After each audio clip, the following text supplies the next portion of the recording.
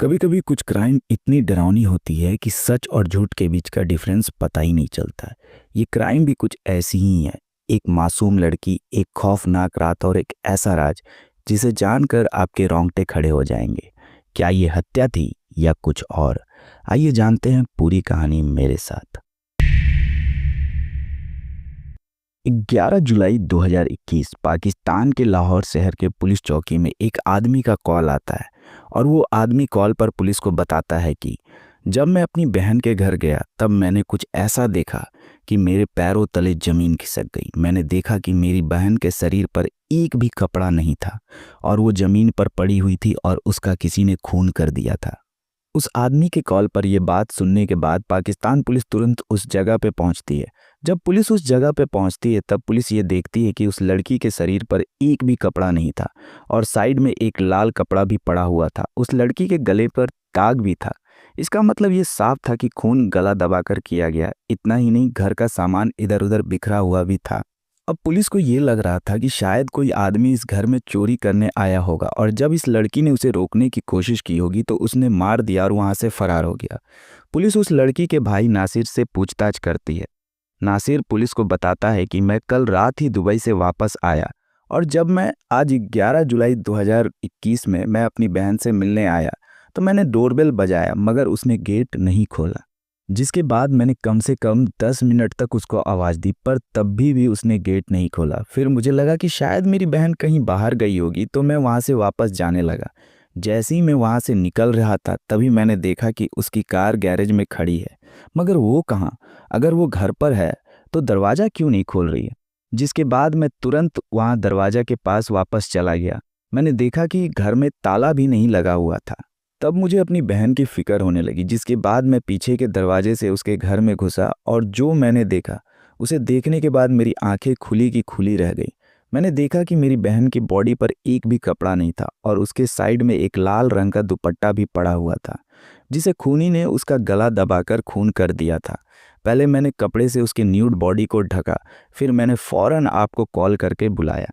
Police ये सोच रही थी कि ये मामला शायद चोरी का होगा और अब नासिर के स्टेटमेंट से उनका शक यकीन में बदल गया था कि ये मामला रेप एंड रॉबरी का है। फिर पुलिस उसके घर की तलाशी लेना शुरू कर देती है। तलाशी करते वक्त पुलिस को जो दिखता है कि उसके घर की एक खिड़की का कांच टूटा हुआ है और अब पुलिस यहाँ से अनुमान लगाती है कि खूनी उस खिड़की की कांच तोड़कर घर में घुसा होगा। पहले उसने उस लड़की का गला दबा के मर्डर कर दिया होगा, फिर उसके बाद चोरी कर कर वहाँ से भाग गया होगा। वैसे ये पॉसिबल था क्योंकि ये घर पॉश एरिया में था। पॉश एरिया का मतलब होता है कि जहाँ पर घर था वो जगह आलीशान थी, वहाँ पे कई पैसे वाले लोग रहते थे। अब तुरंत पुलिस उस लड़की के डेड बॉडी को पोस्टमार्टम के लिए भेज देती है और उसके बाद अपनी इन्वेस्टिगेशन शुरू कर देती है। सबसे पहले पुलिस उस एरिया की सीसीटीवी फुटेज को चेक करती है। सीसीटीवी फुटेज में पुलिस को एक अनजान आदमी दिखता है जो कि मर्डर के टाइम वहीं बार बार घूम रहा था। पुलिस को उस फुटेज में अनजान आदमी का फेस तो क्लियर नहीं दिख रहा था, लेकिन पुलिस के पास एक सबूत था, इसलिए तुरंत पुलिस उसकी तलाश शुरू कर देती है और कुछ दिनों बाद वो आदमी मिल भी जाता है। अब तुरंत पुलिस उसे अरेस्ट करती है और उससे पूछताछ स्टार्ट कर देती है, पर पूछताछ करने के बाद पुलिस को कोई क्लू नहीं मिल रहा था जिससे ये कंफर्म हो सके कि उस आदमी ने उस लड़की का खून किया है। अब इसके बाद पुलिस उस लड़की के पड़ोसियों से पूछताछ करती है। पूछताछ करते वक्त पुलिस को जो पता चलता है कि उनकी फैमिली में कुछ ठीक नहीं चल रहा था। ये सुनने के बाद पुलिस उसके भाई नासिर को फिर से पूछताछ करने के लिए बुलाती है। जब पुलिस नासिर से दोबारा पूछताछ करती है तो इस बार नासिर बहुत घबराया हुआ था और पुलिस के सवालों का जवाब देने से हिचकिचा रहा था, जिसकी वजह से पुलिस को नासिर पर शक होने लगा। पुलिस नासिर को हर मूवमेंट पर नज़र रख रही थी और उसकी सारी डिटेल निकाल रही थी। जब पुलिस नासिर को लास्ट लोकेशन चेक कर रही थी तो उन्हें दिखता है कि उसकी लास्ट लोकेशन भी उसकी बहन के घर पर ही था। जिस टाइम पे उसकी बहन का खून हुआ था उस वक्त वो अपनी बहन के घर पर ही था। इसका मतलब ये साफ था कि नासिर ने जो पुलिस को बताया था वो सब कुछ झूठ था। अब इतना कुछ चेक करने के बाद पुलिस तुरंत नासिर को अरेस्ट कर लेती है और उस पर इन्वेस्टिगेशन शुरू कर देती है। पहले तो नासिर बोलता है कि मैंने अपनी बहन का खून नहीं किया। इसके बाद वो बताता है कि इस बारे में मैं कुछ नहीं जानता, मैंने आपको जो कुछ भी बताया वो सब कुछ सच था। ये सब सुनने के बाद जब पुलिस उसके साथ सख्ती से पेश आने लगती है तो उसने सारी सच्चाई बताना शुरू कर दी। नासिर अपनी और अपनी बहन के डार्क रिलेशनशिप के बारे में पुलिस को बताना शुरू कर देता है। नासिर और उसकी बहन के डार्क रिलेशन के बारे में सुनते ही पुलिस के पैरों तले जमीन खिसक गई।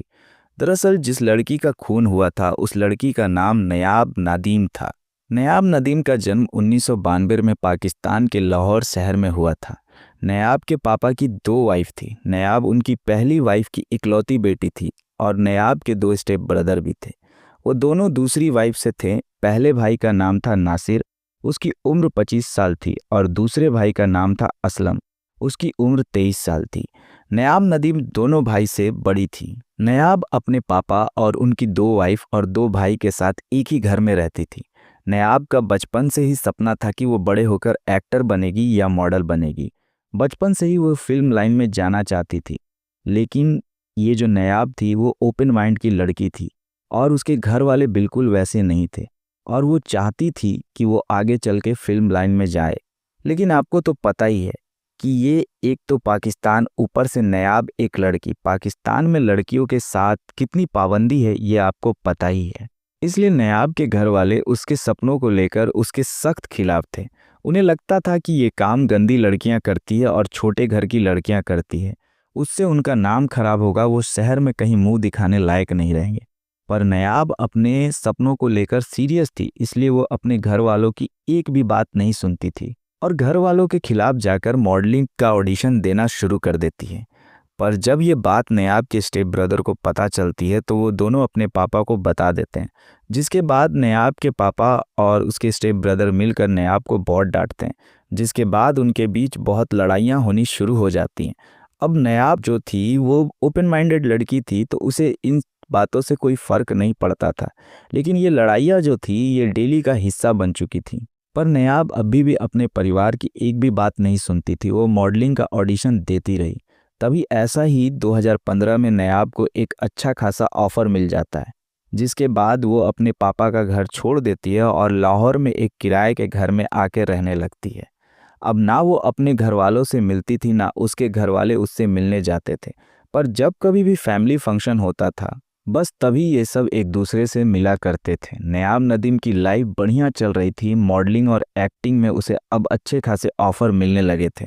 वो खुद बहुत ज़्यादा पैसा कमाने लगी थी। अब ऐसा ही 6 साल तक चलता रहा।